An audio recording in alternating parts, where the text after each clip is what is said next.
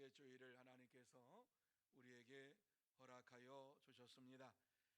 지난 4개월 동안도 하나님께서 함께 하셨지만 이제 5월 이 한 달에도 하나님께서 우리에게 함께 하여 주시고 또 하나님의 은혜로 또 하나님의 사랑으로 하나님의 평강으로 채워 주실 줄로 믿습니다.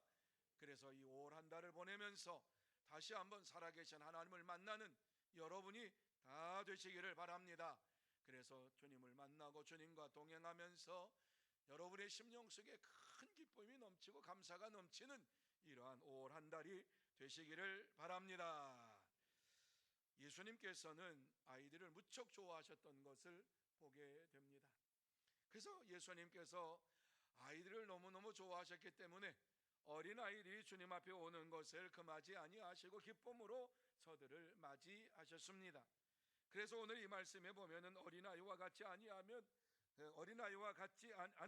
하나님 나라에 들어갈 수 없다 할 정도로 이와 같이 어린아이들을 아주 귀하게 여기시고 또 사랑하셨습니다.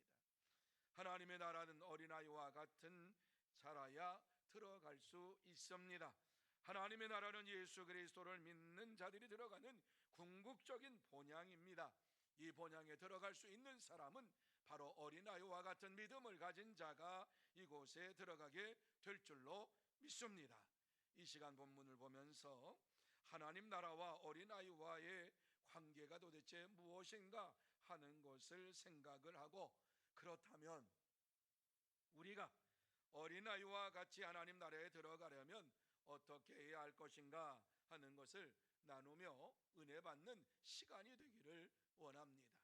자, 그러면 우리가 어린아이와 같은 이러한 마음으로 하나님 나라에 들어가려면 어떻게 해야 합니까? 제일 먼저 이 말씀 속에서 예수님을 만나야 한다 하는 말씀을 우리에게 주시고 있습니다. 예수님을 만나지 아니하면 결단코 하나님 나라에 들어갈 수가 없습니다. 예수님을 만나지 아니하고 하나님 나라에 들어가는 자는 한 사람도 없습니다. 여기에서 예수님을 만나야 한다고 하는 것은 인격적으로 예수님을 만나야 한다라고 하는 말씀입니다. 이러한 말씀을 주시면서 14절 말씀에 보면은 이렇게 우리에게 말씀하고 있지요.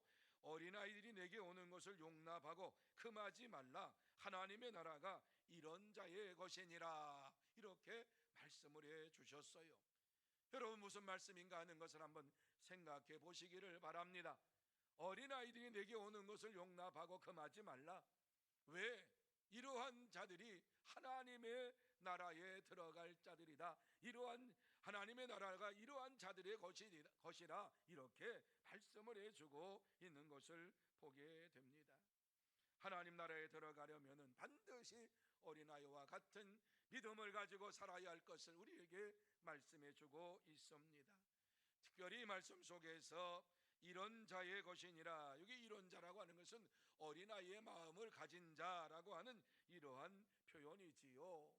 어린아이의 마음을 표현할 때의 성경은 순수한 마음뿐만 아니라 의존하는 마음, 또 순종하는 마음, 이것이 바로 어린아이의 마음입니다. 어린아이가 부모님을 의존하고 부모님의 말씀에 순종하고 부모님의 말씀에 전적으로 따라가는 이러한 마음이 하나님을 믿는 믿음의 사람들에게 있어야 할 것을 표현하고 있는 거지요. 다른 말씀으로 드린다고 하면은요, 심령이 가난한 자의 모습이지요. 심령이 가난한 자가 천국의 하나님 나라에 들어간다라고 하는 말씀을 주시고 있는 겁니다. 심령이 가난한 자는 자기 자신을 의지하지 않고 살아갑니다. 오직 하나님만을 의지하고 하나님만을 바라보면서 이 땅에서 믿음으로 생활합니다. 이런 자들이 하나님의 나라에 들어갈 수가 있습니다. 그렇습니다. 하나님 나라에 들어가려면 어린아이와 같은 이러한 마음을 가지고 믿음을 가지고 주님을 날마다 만나기를 힘쓰면서 살아가야 합니다. 여러분, 예수님께서 이 말씀을 하실 때에 제자들에게 이 말씀을 하실 때에 이때의 상황이 어떠했는가 하는 것을 조금 여러분이 좀 아시기를 바랍니다. 이제 예수님께서 제자들에게 이 말씀을 하시기 조금 전에 어떤 말씀을 했냐? 내가 이제 곧 예루살렘에 올라가서 이제 죽을 것이고 또 3일 만에 부활할 것이다 라고 하는 이러한 말씀을 하셨어요. 다시 말씀드려서 구속의 사역을 이루기 위하여서 내가 예루살렘에 올라갈 것이다, 내가 죽기 위해서 예루살렘에 올라갈 것이다, 대속 사역을 감당하기 위해서 내가 예루살렘에 올라갈 것이다, 그곳에서 나는 죽게 될 것이다 라고 하는 이러한 말씀을 주시면서 무거운 마음으로 이 제자들에게 이러한 말씀을 주셨지요. 그런데 제자들은 이 말씀이 무슨 말씀인지를 잘 몰랐지만 예수님이 말씀하시는 그 소리와 톤을 생각할 때에 예수님께서 예루살렘에 올라가서 분명히 뭔가를 하실 것 같구나 하는 이러한 것을 생각을 하게 된 것입니다. 그래서 예수님께서는 이러한 말씀을 하시고 조용히 갈릴리 가운데로 지나가셨다라고 하는 말씀이 9장 30절에 나와 있어요. 왜 이와 같이 조용히 갈릴리 이 가운데로 지나가셨을까를 묵상해 볼 때에 예수님께서는 이제 곧 십자가에 달려 돌아가셔서 구속사역을 완성해야 되는데, 그러한 구속사역을 완성하기 위하여서 하나님과의 깊은 교제를 나누기를 원하셨지요. 그래서 제자들과 함께 조용히 갈릴리 가운데로 지나가는데, 이 갈릴리 지역은 이방 지역 아닙니까? 갈릴리 지역 가운데로 지나가시면서 예수님께서 제자들과 함께 이야기를 합니다. 제자 훈련한 것이지요. 누가 크냐? 그런 말씀을 들으면서 말씀을 계속해서 이 땅에서 크고자 하는 자는 작아지는 자다, 섬기는 자다 이러면서 말씀을 하며 저들을 이제 말씀을 가르쳤던 것입니다. 이러한 가운데에서 예수님께서 조용히 이 갈릴리 지역 가운데로 지나갈 때에 사람들을 만나고 싶지는 않았을 것입니다. 하나님과의 깊은 교제와 제자들을 양육하기 위한 이러한 마음이 그에게 깊이 있었습니다. 하지만 소문을 듣고 많은 사람들이 어린아이를 데리고 예수님을 찾아왔습니다. 그래서 예수님을 찾아와서 어린아이들이 예수님 앞에 나오려고 하는 모습을 보고 제자들은 예수님을 생각한다고 예수님의 마음을 좀 편하게 하기 위해서 예수님 앞에 오는 것을 금지시켰습니다. 예수님께서 하시는 복음 증거의 말씀을 전할 수 있도록 어린아이들이 오면 그 말씀이 끊겨질까봐 이와 같이 생각을 하고 예수님의 마음을 좀 더 편하게 하기 위하여서 어린아이들이 예수님 앞에 나오려고 하는 것을 금하였다라고 말씀하고 있지요. 그런데 예수님께서 이것을 보시고 제자들을 꾸짖었습니다. 예수님은 자신이 대속 사역을 이루기 위하여서 지금 예루살렘으로 간다고 하는 무거운 마음을 가지고 가고 있습니다. 하지만 이러한 무거운 마음을 가지고 간다고 할지라도 어린아이들과 이와 같이 주의 말씀을 듣기를 원하면서 나온 이러한 자들을 물리치지 아니하시고 기쁨으로 저들을 맞이하셨습니다. 여러분, 우리가 세상의 삶을 살면서 조금이라도 우리의 마음이 불편하고 우리의 마음에 문제가 생기면 마음의 여유가 없어집니다. 그리고 관용과 사랑의 마음이 상실될 때가 많이 있습니다. 저도 마찬가지지요. 가정에서 아무 문제도 아닌 것 가지고 혼자서 뭘 깊이 생각하다가 아내가 여보 이것 좀 해줘 그러면은 나도 모르는 사이에 그 당신이 하지 괜히 퉁명스럽게 툭 튀어나갑니다. 여러분은 그런 분이 없을 줄로 압니다. 툭 튀어나가는데 그것을 즉시 잘못했다고 해야 되는데 내가 뭐라 그랬다고 화를 내? 내가 화냈어? 말든지 그러면서 이제 조금 말다툼이 시작이 됩니다. 저희 집의 특징 하나, 말다툼을 하면 한 3일은 갑니다. 그렇다고 밥 안 차려주는 거 아니에요. 밥 차려줘요. 근데 밥 차려주고 들어가요. 혼자서 좀 먹어요. 제가 다 먹으면 그 다음에 없어요. 같이 뭐 먹어야지 재밌지. 아무리 차려놓았다고 혼자서 뭐 먹으려면 재미없어요. 그러면 한마디 뭐 괜히 또 툭 했다가는 더 큰 소리 날까봐 잘 먹겠습니다 그러고 먹어요. 근데 그게 한 3일은 가요. 여러분, 성경 말씀대로 하면 제가 잘못한 거예요. 왜? 그날 마음에 품은 거 있으면 그날 풀으라 그랬잖아요. 그런데 그게 잘 안 풀어져요. 그냥 한 3일은 가서 뻥 하다가, 그러고선 내가 잘못했다고 얘기를 해야 돼. 여보 내가 잘못했어, 그 말 한마디 하면 되는데 그냥 슬금슬금 눈치 보면서 별일 없지? 그러고선 그냥 나가요. 이러한 일들이 한 3일째 되면 이제 풀어져요. 그냥. 그리고 나도 모른 척, 우리 집사람도 모른 척, 그리고 딴 얘기하면서 자녀들 얘기하고 뭐 손자 얘기하면서 묻고 그래요. 그런데요, 이러한 일로 인하여서 마음에 상처를 받을 때도 있어요. 퉁명스러운 말 한마디, 내가 기분이 안 좋다고 내뱉은 그 말 한마디가 다른 사람의 마음을 아프게 하고 오해 아닌 오해를 불러일으키고 힘들게 할 때가 있는 것을 보게 됩니다. 누가 먼저 잘못했다고 할까요? 우리 집에 보통 보면 제가 먼저예요. 그래야지 빨리 평화가 와요. 하지만 오늘 이 말씀 보세요.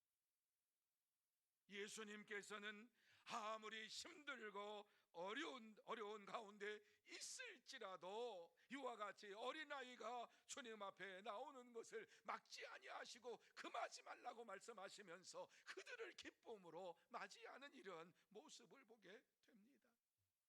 그리고 제자들에게 어린아이들과 같이 아니하면은 하나님 나라에 들어갈 수가 없다, 이러한 교훈의 말씀을 주시고 있는 것을 보게 됩니다.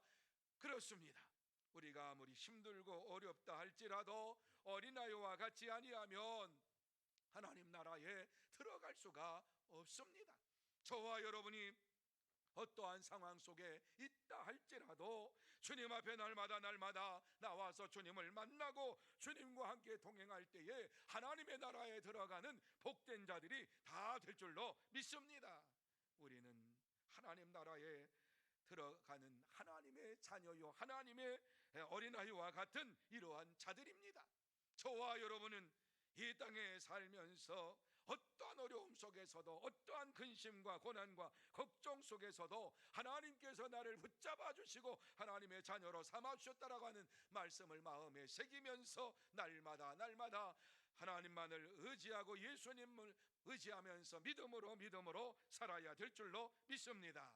그럴 때에 저와 여러분의 심령 속에 하나님의 나라에 들어갈 수 있다고 하는 확신이 생기게 되는 겁니다. 하나님의 자녀가 되었다라고 하는 믿음이 생기게 되는 것입니다. 그렇습니다. 주님을 만나고 또 만날 때에 하나님 나라에 들어가는 백성임을 내가 확신하고 자녀임을 확신하며 하나님 자녀의 자존심을 가지고 이 땅에서 기쁨으로 살아가게 되는 것입니다. 이러한 믿음의 삶이 여러분의 삶이 되시기를 예수님의 이름으로 축원합니다. 두 번째로, 하나님 나라를 받아들여야 한다, 이렇게 말씀을 해주고 있습니다. 자, 15절 말씀입니다. 15절 말씀 우리 같이 한번 읽습니다. 같이 읽습니다. 시작. 내가 진실로 너희에게 이르노니 누구든지 하나님의 나라를 어린아이와 같이 받들지 않는 자는 결단코 그곳에 들어가지 못하리라. 아멘. 여러분, 이 말씀을 잘 보시기를 바랍니다. 이 말씀 속에서 우리가 이 말씀을 보면서 헷갈리는 것이 있어요. 도대체 이 말씀이 무엇인가? 저도 이 말씀을 보면서 어린아이와 같이 받들지 않는 자는, 하나님의 나라를 어린아이와 같이 받들지 않는 자는, 여러분, 우리의 표현에는 어린아이와 같이 받들지 아니하면 하나님 나라에 들어갈 수 없다, 이렇게 해석할 수 있어요. 그런데요, 이러한 해석이 아니라 하나님의 나라를 어린아이와 같이 그냥 받아들이지 아니하면, 이 말씀이에요. 어린아이와 같이 받아들인다라고 하는 것이, 우리 표현은 조금 어렵게 만들어놨어요. 그 영어 성경도 받든다 것이 아니라 받아들인다라고 하는 이러한 표현을 사용을 하고 있는 것을 보게 돼요. 그렇습니다. 여러분, 오늘 이 말씀에 나와 있는 것처럼 어린아이들과 같이, 어린아이들은 무슨 말씀을 하든지 잘 받아들이는 이러한 토양을 가지고 있는 것이지요. 그렇게 그러한 어린아이의 마음을 가지고 하나님의 나라를 받아들이는 자가 하나님 나라에 들어갈 수 있다라고 하는 말씀을 주시고 있습니다. 예수님께서 세상에 오셔서 하나님 나라에 대하여서 증거하기 시작했습니다. 이러한 증거를 하나님을 모르는 백성들에게 한 것이 아니라 하나님을 알고 있는 유대인들에게 오래전부터 하나님께서 구약의 말씀을 주시고, 또한 하나님의 살아 역사하신 말씀의 체험을 가지고 있는 이들에게 준 것입니다. 그런데요, 예수님께서 이 세상에 와서 하나님 나라에 대하여서 복음을 전하니까, 하나님 나라에 대하여서 말씀을 전하니까 많은 사람이 이 말씀을 받아들이지를 못했습니다. 예수님께서 하나님의 나라에 들어갈 수 있는 자가 어떠한 자인가, 이 모습을 보면서 이 어떠한 자인가 하는 사실을 큰 잔치 비유로 우리에게 말씀을 해 주셨어요. 그것이 누가복음 14장에 나와 있습니다. 여러분, 어떤 부자가, 어떤 사람이 잔치를 베풀고 많은 사람을 초청을 했습니다.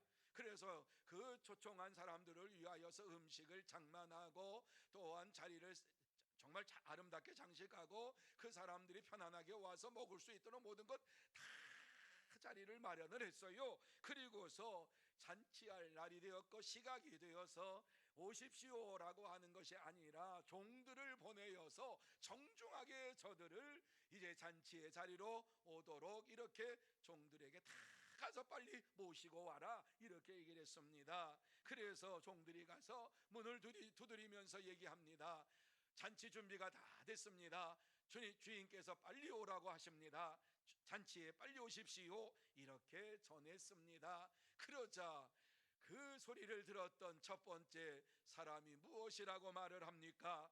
나는 밭을 샀음에 아무래도 나가 보아야 하겠으니 나는 갈 수가 없다라고 이와 같이 말합니다. 그러시냐고. 그러면서 또 다른 이러한 청함을 받은 초청한 집에 들어가서 문을 두드리면서 이제 주인이 빨리 잔치에 참여하시라고 합니다. 이렇게 말을 하니까 그 사람도 이야기합니다. 나는 소 5겨리를 샀음에 시험하러 가니 갈 수가 없다고 꼭 말해주라고 그러면서 얘기합니다. 종이 힘이 빠져서 세 번째 집에 갔습니다. 가니까 문을 두드리고 말합니다. 그러니까는 그 사람이 반갑게 맞이하면서 하는 말이 무엇입니까? 나는 장가 들었기 때문에 내가 잔치에 참여할 수가 없다라고 가서 꼭 전해달라고, 다음에 내가 가겠다고 이렇게 얘기했단 말씀이지요. 여러분, 이러한 소리가 무엇입니까? 초청을 받았지만은 내가 할 일이 너무 많아서, 나의 일이 너무 바빠서 내가 그 잔치에 참여할 수가 없다라고 하는 이러한 말을 한 것이지요. 지금 현대말로 좀 바꿔볼까요? 너무 직장 생활이 바빠서 뿐만 아니라 주일도 일을 해야 되기 때문에 내가 주일날 만나기로 한 이러한 아주 중치에 대한 일이 있어서 내가 주일날 갈 수가 없습니다. 예배 드릴 수가 없습니다 라고 하는 이러한 말씀이지요. 어떤 문제, 부동산 뿐만 아니라 인생에 있어서 중요하다고 생각하는 이러한 일들을 처리해야 되기 때문에 내가 주님 앞에 갈 수 없습니다. 예배 드릴 수 없습니다. 제가 좀 한가하면 좀 시간이 나면 제가 가겠습니다. 이러한 얘기를 하는 사람들이 많이 있는 것을 보게 됩니다. 이러한 소리를 이제 듣고서 주인에게 가서 얘기합니다. 그러니까 주인이 뭐라고 말합니까? 종들에게 명령하지요. 빨리 시내의 거리와 골목으로 나가서 가난한 자들과 몸 불편한 자들과 맹인들과 저는 자들을 데려오라. 이 말씀이 떨어지자마자 즉시 종들이 나가서 길과 골목과 모든 길에 가가지고 어떠한 사람들을 지금 잔치에 데리고 옵니까? 쉽게 말하면 놀고 있는 사람, 시간 있는 사람, 그저 아무것도 안 하고 있는 이러한 사람, 몸이 불편해서 나가서 일할 수도 없는 사람, 그리고 눈이 멀어가지고 노동력 상실한 사람, 다리가 저려서 어디 가가지고 막일도 할 수 없는 이러한 사람들을 다 불러와가지고 잔치에 참여하니까 그 잔치 자리가 가득 찼다라고 말씀을 해주고 있지요. 여러분, 우리는 이러한 말씀을 들으면서 우리의 심령 속에 우리가 어떠한 자들을 주님 앞으로 선도하기를 원하느냐라고 하는 것을 생각할 때에 회개하지 않을 수가 없어요. 여러분, 이러한 자들이 주님 앞에 나올 때에 여러분, 이러한 자들이 나왔다고 기쁨으로 맞이합니까? 저들이 정말 하나님께서 우리에게 보내주신 이러한 자라고 생각하면서 감사하며 하나님 앞에 영광을 돌립니까? 가난한 자, 불편한 자, 맹인과 저는 자들, 이 세상에서 아무 노동력도 없고 쉽게 말하면 교회에 나와가지고 예물을 드릴 수도 없는 이러한 자들이 온다고 하면 여러분 기쁨으로 맞이하겠습니까? 저는 이 말씀을 보면서 우리의 시각이 좀 달라져야 되는구나. 주님께서 원하시는 이러한 전도는 우리가 말하는 전도가 아니구나. 이 세상에 힘들고 어려운 자들, 누구도 돌보지 아니하는 자들을 주님 앞으로 인도하라고 말씀하고 있구나, 이런 생각을 했어요. 종들은 이와 같이 주인이 원하는 대로, 주인이 말하는 대로 순종함으로 인하여서 잔치 자리가 가득 찼는데 청함을 받은 자들이 아니라 택함을 받은 자들이 와서 그 잔치의 자리에 참여하고 기쁨을 누리면서 영광을 돌렸어요. 그렇습니다. 하나님의 나라는 청함을 받은 자가 들어가는 것이 아니라 택함을 받은 자가 들어갑니다. 세상에 이와 같이 멀쩡하고 온전한 사람이 들어가는 것이 아니라 부족하고 연약하고 나약하다고 하는 사실을 믿는 자가 하나님의 나라에 들어갈 수 있는 자가 되는 것입니다. 내가 부족하기 때문에 하나님을 의지하고, 내가 부족하기 때문에 예수님을 의지하면서 이 땅에 살기 원합니다라고 하는 이러한 자들이 하나님의 나라에 들어갈 수가 있는 것입니다.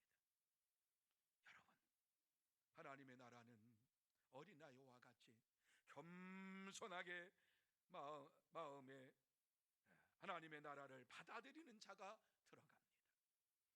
다시 말씀드려서 누구든지 예수님을 그리스도로 하나님의 아들이심을 마음에 받아들이는 자가 하나님의 나라에 들어갑니다. 그렇습니다.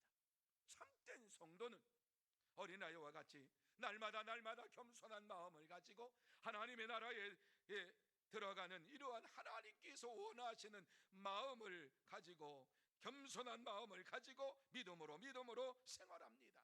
그러므로 저와 여러분 모두 다 누구든지 어린아이와 같이 겸손하게 하나님의 나라를 마음에 받아들이고 믿음으로 생활하는 참된 성도가 다 되시기를 축원합니다. 세 번째로, 예수님의 축복을 받아야 한다. 누구의 축복을 받아야 된다고요? 예수님의 축복을 받아야 된다. 여러분이 땅에 살면서 예수님의 축복을 받는 자만이 하나님의 나라에 들어갈 수가 있는 것입니다. 자, 16절 말씀 우리 같이 한번 읽습니다. 16절 시작. 그 어린아이들을 안고 그들 위에 안수하시고 축복하시니라. 아멘. 여러분이 말씀을 읽을 때에 저는 감사가 넘쳐요. 그 어린아이들을 안고 그들 위에 안수하시고 축복하시니라. 아멘. 얼마나 감사한지 몰라요. 여러분, 예수님께서 어린아이들이 나왔어요. 어린아이들을 품에 안으셨다, 껴안으셨다라고 하는 거, 한 사람이 한 명만 나왔겠어요? 아이들이 많이 나오니까는 두 팔을 벌려서 그 아이들을 껴안고 그 아이들의 머리에 손을 얹고 기도해 주셨다. 그런데 어떤 기도? 축복의 기도를 해 주셨다. 생각만 해도요, 얼마나 은혜가 되는 말씀인지 몰라요. 내 자녀가 이와 같이 예수님께서 안고서 머리에 손을 얹고 축복해 주셨다, 축복의 기도를 해 주셨다. 여러분, 그러한 자녀의 부모로서 일평생 살아가면서 어떤 마음을 가지고 살겠습니까? 예수님의 축복을 받은 내 자녀, 안수기도 받은 내 자녀, 하나님께서 날마다 역사해 주실 줄로 믿습니다 하면서 하나님만을 의지하며 살지 않았겠습니까? 그러면서 이 자녀들 어떻게 성장했을까요? 예수님께서 내 머리에 손을 얹고 기도해 주시고 나에게 축복의 이러한 기도를 해 주셨다. 그 기도 잃어버렸을까요? 저는 안 잃어버렸을 것 같아요. 어린아이들의 마음속에 새겨지고 그 아이들은 오직 예수님만을 믿고 의지하면서 축복의 삶을 살아갔을 줄로 믿습니다. 그렇습니다. 안수라고 하는 것은 주님께서 이와 같이 사랑하는 자들에게 베풀어 주시는 하나님의 은혜의 수단입니다. 그래서 예수님께서 오늘 이와 같이 어린아이들을 안고서 안수하시고 그에게 이와 같이 축복하셨다. 저는 이 말씀을 안수했다라고 하는, 이 기도했다라고 하는 이 말씀을 예수님께서 세례를 베풀었다, 영적인 세례를 베풀었다, 이렇게 이 말씀을 해석을 하고 있습니다.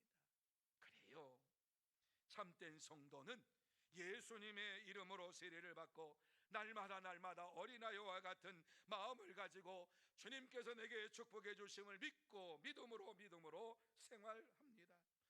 성경에 보면은 예수님께서 직접 손을 얹어서 안수하신 기록이 나오는데 많이 나오질 않아요. 어떠한 때 나오는가 한번 들어보세요. 마가복음 7장에 보면은요, 사람들이 귀먹고 말 더듬는 자를 데리고 왔습니다. 그때에 예수님께서 그에게 안수하여 주심으로 인하여서 말을 하게 되었고 귀가 열려서 듣게 되었습니다. 마가복음 8장에 보면은요, 나면서부터 맹인이었던 자가 이제 예수님 앞에 왔을 때에 예수님께서 그의 머리에 안수하시고 눈을 뜨게 해 주셨습니다.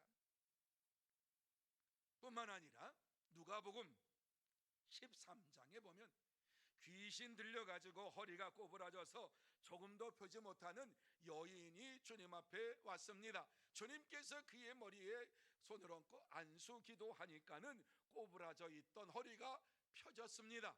그리고 하나님 앞에 영광을 돌리는 이러한 놀라운 삶을 살게 되었어요.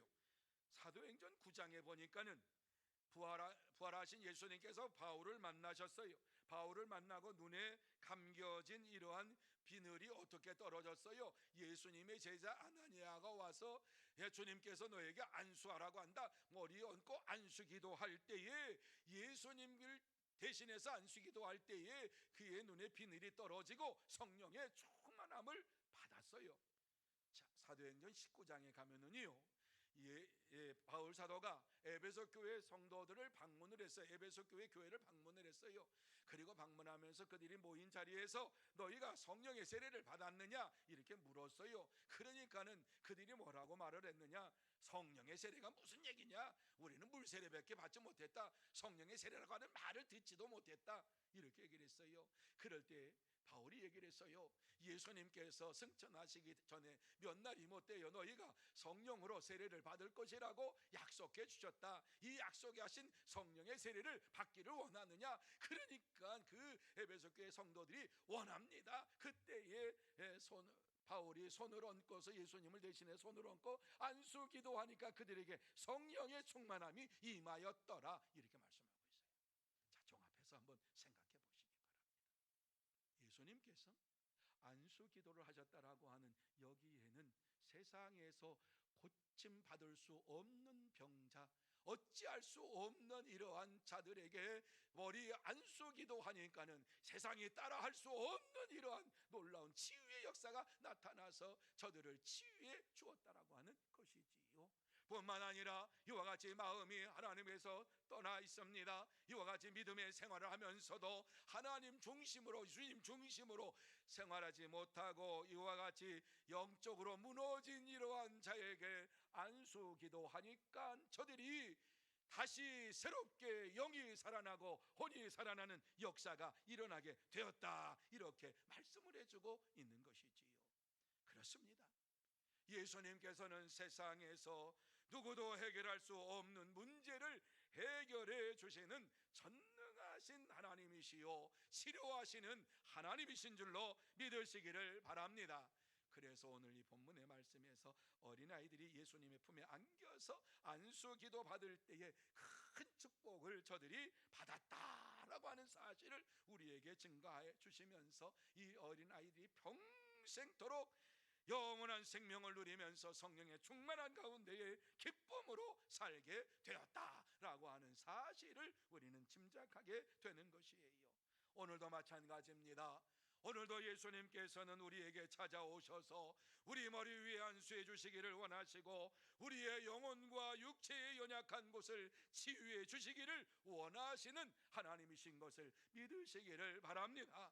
주님을 우리의 심령 속에 맞아들일 때에, 주님을 우리의 심령 속에 영접할 때에 주님께서는 우리의 심령에 기도해 주시고 또 우리의 머리에 기도해 주시면서 기쁨으로 살아갈 수 있도록 역사해 주십니다.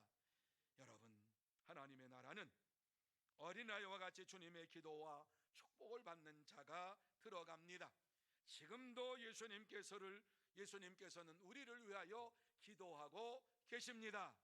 예수님께서는 우리를 위하여 하나님 우편에서 지금도 기도하고 계십니다.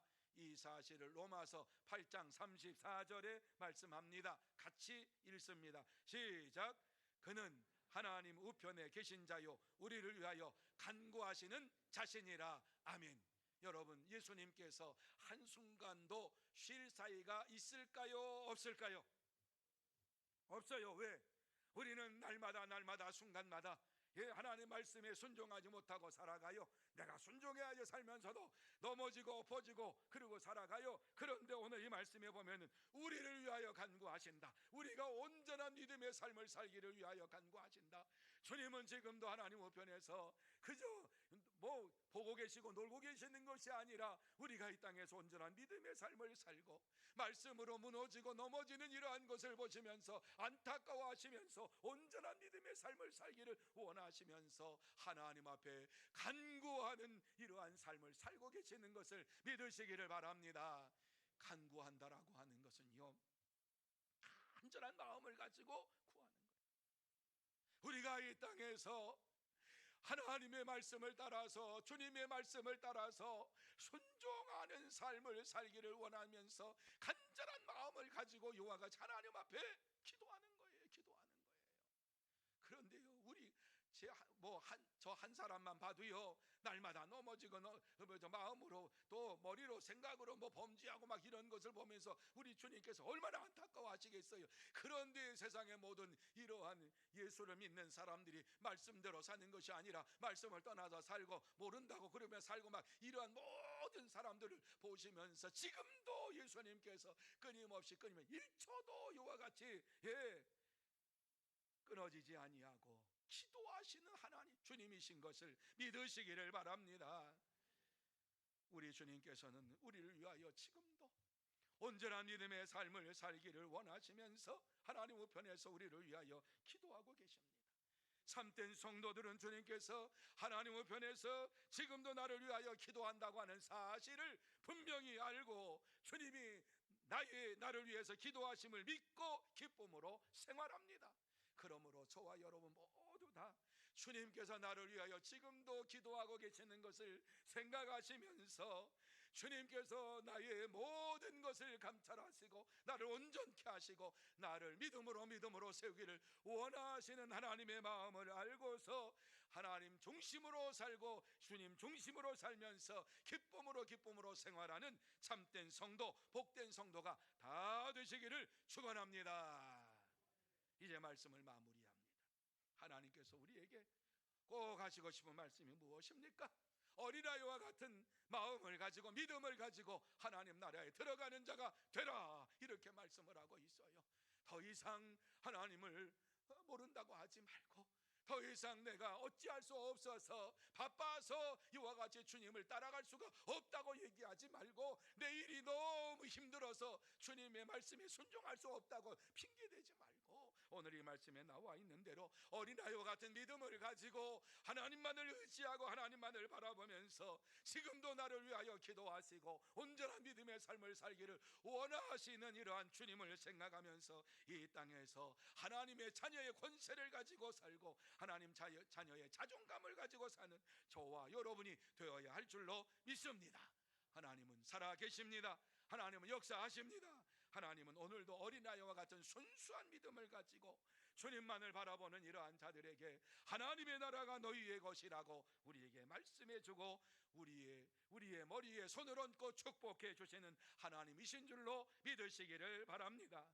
그럴 때에 우리의 심령 속에 하나님의 나라가 임하게 되고 하나님만을 바라보게 되고 하나님만을 의지하게 되고 하나님의 말씀을 따라 내가 죽도록 충성하겠습니다, 하나님 말씀을 따라 살겠습니다, 물론 잠시 후에 넘어지고 쓰러지고 엎어진다 할지라도 하나님 앞에 지금 이 시간 내가 주님 앞에 모든 것을 맡깁니다. 주의 말씀대로 살기 원합니다. 주의 마음을 시원하게 하는 이런 하나님의 사람 되기 원합니다. 지금도 나를 위하여 기도하시는 주님 앞에 감사를 드립니다.